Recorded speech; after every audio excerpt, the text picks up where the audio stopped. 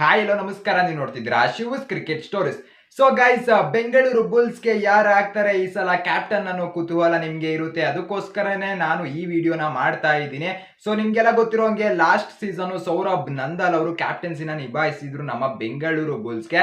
So ಈ season ಯಾರು ನಿಭಾಯಿಸ್ತಾರೆ, Saurabh ನಂದಾಲೆ continue ಮಾಡ್ತಾರಾ ಇಲ್ವಾ ಅನ್ನೋ ಒಂದು ಕನ್ಫ್ಯೂಷನ್ ಕೂಡ ಇದೆ.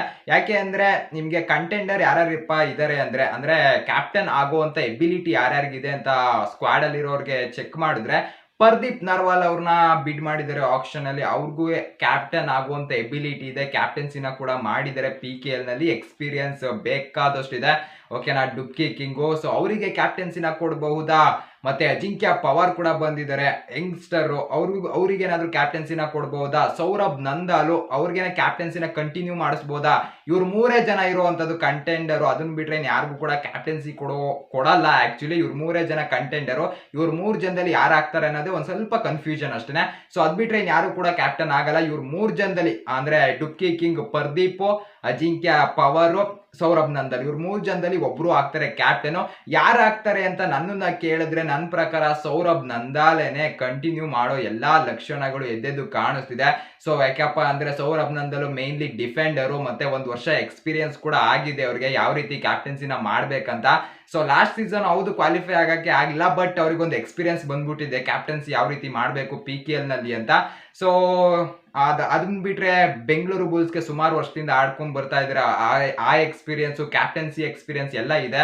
ಸೊ ಅದಕ್ಕೋಸ್ಕರ ಸೌರಭ್ ನಂದಲ್ಗೆ ಕಂಟಿನ್ಯೂ ಮಾಡಿದ್ರೆ ನನ್ನ ಪ್ರಕಾರ ಚೆನ್ನಾಗಿರುತ್ತೆ. ಸೊ ಈಗ ಪರ್ದೀಪ್ ನರ್ವಾಲ್ ಬಂದಿದ್ದಾರೆ ಅಂತ ಕ್ಯಾಪ್ಟನ್ಸಿನ ಅವರಿಗೆ ಕೊಟ್ರೆ ಅವ್ರೇನಾದ್ರೂ ಚೆನ್ನಾಗಿ ಪ್ರದರ್ಶನ ಕೊಡ್ಲಿಲ್ಲ ಅಂದ್ರೆ ತೊಂದರೆ ಆಗೋಗ್ಬಿಡುತ್ತೆ. ಈಗ ಆಕ್ಚುಲಿ ಕ್ಯಾಪ್ಟನ್ ಆದವರು ಎಲ್ಲಾ ಮ್ಯಾಚಸ್ ಆಡ್ಲೇಬೇಕಾಗುತ್ತೆ. ಅವಾಗ ಪರ್ದೀಪ್ ನರ್ವಾಲ್ ನ ವಿಧಿ ಇಲ್ದಲೆ ಆಡಿಸ್ಲೇಬೇಕಾಗುತ್ತೆ. ಏನಾದ್ರು ಅವರು ಔಟ್ ಆಫ್ ಫಾರ್ಮ್ ಇದ್ರೂ ಕೂಡ, ಚೆನ್ನಾಗಿ ಪ್ರದರ್ಶನ ಕೊಡ್ಲಿಲ್ಲ ಅಂದ್ರೂ ಕೂಡ ಕ್ಯಾಪ್ಟನ್ಸಿನ ಮಾಡ್ಬಿಟ್ಟಿದ್ರೆ ಅವ್ರನ್ನ ಆಡಿಸ್ಲೇಬೇಕಾಗುತ್ತೆ. ಸೊ ಈ ಗೂಜಿಗೆ ಹೋಗಲ್ಲ ಅಂತ ಅಂದ್ಕೊಂಡಿದೀನಿ ನಮ್ಮ ಬೆಂಗಳೂರು ಬುಲ್ಸ್. ಬೇರೆಯವ್ರಿಗೆ ಕ್ಯಾಪ್ಟನ್ಸಿನ ಕೊಟ್ಬಿಟ್ಟು ಅವ್ರು ಚೆನ್ನಾಗಿ ಪ್ರದರ್ಶನ ಕೊಡ್ಲಿಲ್ಲ ಅಂದ್ರೂ ಕೂಡ ಅವ್ರನ್ನ ಆಡ್ಸೋಂತ ಒಂದು ಸಿಚುವೇಶನ್ ನ ತಂದ್ಕೊಡಲ್ಲ ಅಂತ ಅಂದ್ಕೊಂಡಿದೀನಿ ಬೆಂಗಳೂರು ಬುಲ್ಸ್. ಸೌರಭ್ ನಂದಲ್ ಜೊತೆನೆ ಹೋಗೋ ಎಲ್ಲಾ ಲಕ್ಷಣಗಳು ನನ್ನ ಪ್ರಕಾರ ಎದ್ದೆದ್ದು ಕಾಣಿಸ್ತಿದೆ.